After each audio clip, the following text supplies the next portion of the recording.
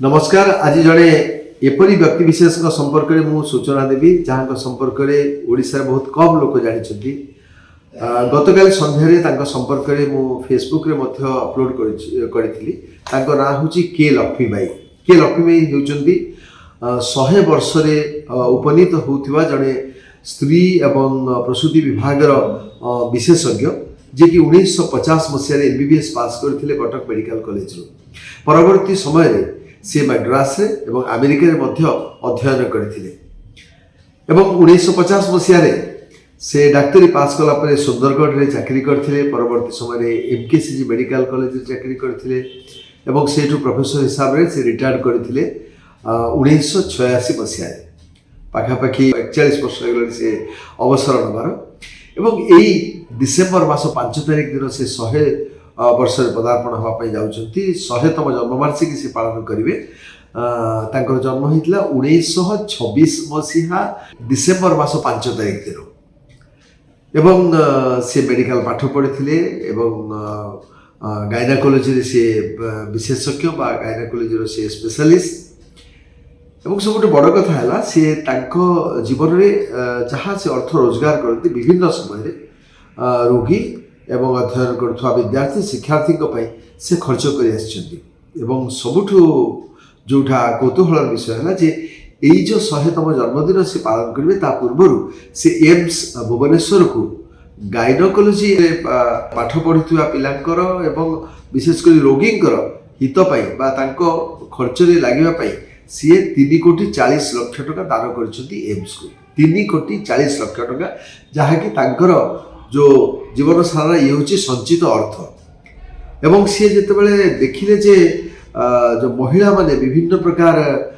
जो कर्कट रोग में आक्रांत होती तेणु से महिला कर्कट रोगी किभली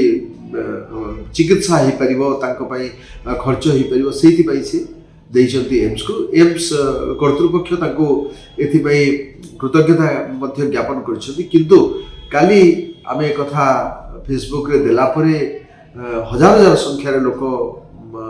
एथिरे बेस आनंदित होती कृतज्ञता जणाइछंती दीर्घ निरामय जीवन कामना करछंती एवं आज अनेक खबर कागज से कथा प्रकाशित होईछि से बेस खुशीर कथा। ये आउ गोटे कथा कही रखापी चाहे जे गतकाली मुझे जाइली जड़े श्रीमती उषा दास बोली से होती विशिष्ट प्रोफेसर जी दिवंगत होती डाक्टर सुकुमार दास पत्नी तांकर वियोग घटला केते दिन तले एवं सी पूर्वर आम निकट में बड़ी and organ donation society under से करते अंगदान करते एवं शरीरदान पर शपथ पाठ करते से अनुसार पुत्र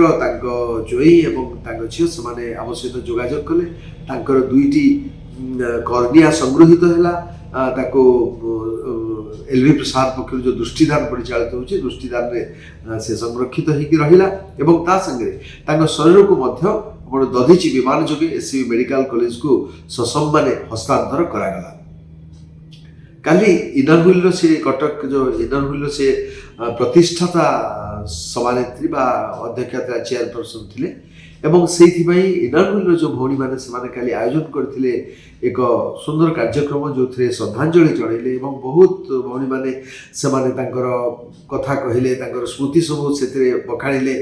किभली से खावाई दौले किभली से सज होते किभली से जो मैंने टिके जदि प्रस्तुत होकर रहा ठीक केमती कहते तागिद करुले बहुत सुंदर सुंदर कथा कहले बहुत बड़ कथा से शुणा मिलला जे पुत्रंगर गोटे होता से भली दुरारोग्य रोग होता जहाँ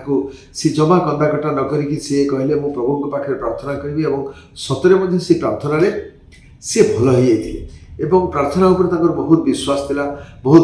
बंधुवत्सल एमती अनेक कथा शुणा मिलला। मोर जिते बड़े वक्तव्य रखापी मत डकाई जेहेतु अंगदान संपर्क में शरीरदान संपर्क में सचेतनतार कथा कहवाई मत कहुला मुझे कथा कहवा पूर्व प्रथम मो मन को छुईला गोटे कथा से रखिली से आगे से भौणी मान आगे मुझे रखिली मु एक कहली जे आज जिते बड़े पंचभूत शरीर तो लीन हो जाए कारण शरीर को दिगला एससीबी मेडिकल कॉलेज को कन्या 2टी संगृहित रहा जो 2 जन दृष्टिहीन से संसार आलोक संसार रंग को देखिपारे ଏବଂ ଶରୀରକୁ ନେଇ ଚିକିତ୍ସା ବିଜ୍ଞାନ କ୍ଷେତ୍ରରେ ଅଧ୍ୟୟନ କରୁଥିବା ଗବେଷଣା କରୁଥିବା ଛାତ୍ରଛାତ୍ରୀମାନେ ଗବେଷଣା କରିବେ, ଅଧ୍ୟୟନ କରିବେ।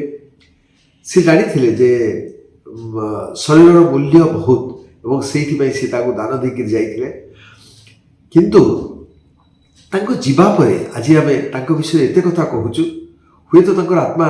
ଏଇଠି କେଉଁଠି ବୁଲୁଥାଇପାରେ, ତାଙ୍କ ଆତ୍ମା ହୁଏତ ଶୁଣୁଥାଇପାରେ ତାଙ୍କର ଯେଉଁମାନେ କେବେ ବନ୍ଧୁ ଥିଲେ, ଯେବେ ତାଙ୍କର ସାନ ଭଉଣୀ ଭଳି ଥିଲେ, ଯେଉଁମାନେ ଏକାଠି କାମ କରୁଥିଲେ, ସେମାନେ କେତେ ଭଲ ଭଲ କଥା ତାଙ୍କ ବିଷୟରେ କହୁଛନ୍ତି। ମୁଁ ସେ କଥା କହିଲି ଯେ ଏମିତି ହୁଅନ୍ତାନି କି ଆଜି ତାଙ୍କର ମୃତ୍ୟୁ ପରେ ସିଏ ଇହଲୀଳା ସମ୍ବରଣ କରିସାରିଲା ପରେ ଯେଉଁ କଥା ଆମେ କରୁଛୁ, ଯେତେବେଳେ 70 ହେଲା, 75 ହେଲା, 77 ହେଲା ବା 80 ବର୍ଷ ହେଇଗଲା, ସେଇବେଳେ ଏମିତି ଗୋଟେ କାର୍ଯ୍ୟକ୍ରମ ହୁଅନ୍ତା ଯେଉଁଥିରେ ତାଙ୍କ ସମ୍ପର୍କରେ, ତାଙ୍କର ଭଲ ମନ୍ଦ ସମ୍ପର୍କରେ ସମସ୍ତେ କୁହନ୍ତି, ସେ ନିଜେ ଜୀବିତାବସ୍ଥାରେ ଶୁଣନ୍ତେ ଯେ ତାଙ୍କ ସମ୍ପର୍କରେ ଅନ୍ୟମାନଙ୍କର କ'ଣ ଧାରଣା ଅଛି, ସେ କେତେ ଭଲ ପାଆନ୍ତି ଅନ୍ୟମାନେ। ହୁଏତ ଜୀବଦ୍ଦଶାରେ କଥା ଶୁଣିଲେ ମଣିଷ ଆହୁରି ଟିକେ ଶାନ୍ତି ପାଆନ୍ତା, ସନ୍ତୋଷ ପାଆନ୍ତା ଏବଂ ଜୀବନ ପ୍ରତି ତାଙ୍କର କୃତଜ୍ଞତା ବୋଲି କିଛି ଗୋଟେ ରହନ୍ତା। ଏବଂ ସମସ୍ତେ ଜୋର କରତାଳି ଦେଇକି ତାକୁ ଆଗ୍ରହ ସହିତ ସମର୍ଥନ କଲେ ଏବଂ କହିଲେ ହଁ ଏଇଟା ହେବା ଉଚିତ। ତେଣୁ ମୁଁ ଭାବୁଛି ଯେ ଯେଉଁମାନେ ଯେଉଁ ସଂଗଠନରେ ଅଛନ୍ତି ଏବଂ ବିଭିନ୍ନ ଯେଉଁ ଗୋଷ୍ଠୀରେ ଅଛନ୍ତି, ଇଭିନ୍ ଗେଟେଡ୍ କମ୍ୟୁନିଟିରେ ଅଛନ୍ତି, ଯେଉଁମାନେ ସିନିୟର ସିଟିଜେନ୍ ବହୁତ ସିନିୟର ହେଇଗଲେଣି, ହୁଏତ ତାଙ୍କ ବର୍ଷ ବା ତାଙ୍କର ଆୟୁଷ ଆଉ ବର୍ଷେ, 2 ବର୍ଷ, 3 ବର୍ଷ, 4 ବର୍ଷ ବା 5 ବର୍ଷ ପରେ ସିଏ ସଂସାରରୁ ବିଦାୟ ନେବେ, ତାଙ୍କ ସମ୍ପର୍କରେ ଗୋଟିଏ ଦିନ ଯଦି ଆମେ ପାଳନ କରନ୍ତେ କେମିତି ହୁଅନ୍ତା? ତାଙ୍କର କାର୍ଯ୍ୟ ସମ୍ପର୍କରେ ଚର୍ଚ୍ଚା ହୁଅନ୍ତା। ସେ ଯଦି ସାହିତ୍ୟ ସୃଷ୍ଟି କରିଛନ୍ତି, ସେ ଯଦି ଅନ୍ୟ କିଛି କାର୍ଯ୍ୟ କରିଛନ୍ତି, ଯଦି କିଛି ସୃଜନଶୀଳ କାମ କରିଛନ୍ତି, ସେ ସମ୍ପର୍କରେ ଆଲୋଚନା ହୁଅନ୍ତା। ତାଙ୍କର ଶ୍ରଦ୍ଧା, ତାଙ୍କର ଭଲ ପାଇବା, ତାଙ୍କର ଆତ୍ମୀୟତା ସେ ସମ୍ପର୍କରେ ଚର୍ଚ୍ଚା ହୁଅନ୍ତା,